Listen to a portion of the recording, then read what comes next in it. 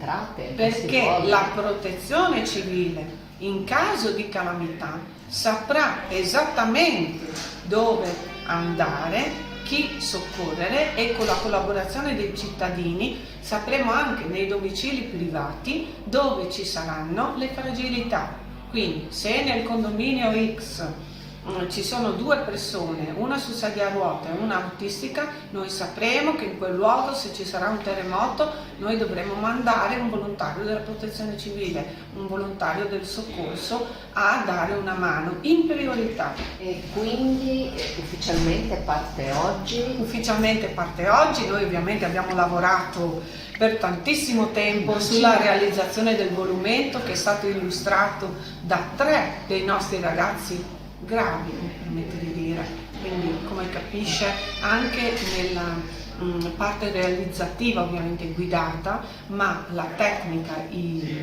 la capacità illustrativa io non ce l'ho e sono una persona normodotata. Ho dovuto avvalermi di Chiara, Gabriele e Sara, che sono 3 dei nostri ragazzi che hanno lavorato meravigliosamente, hanno illustrato le divise dei soccorritori, hanno fatto la copertina e la quarta di copertina, hanno fatto tutta la parte diciamo dei giochi, quindi tutte le carte illustrate, e questo secondo me è un grande goal, perché un conto è andare a favore delle persone con disabilità e un conto è includerle nei lavori che li riguardano.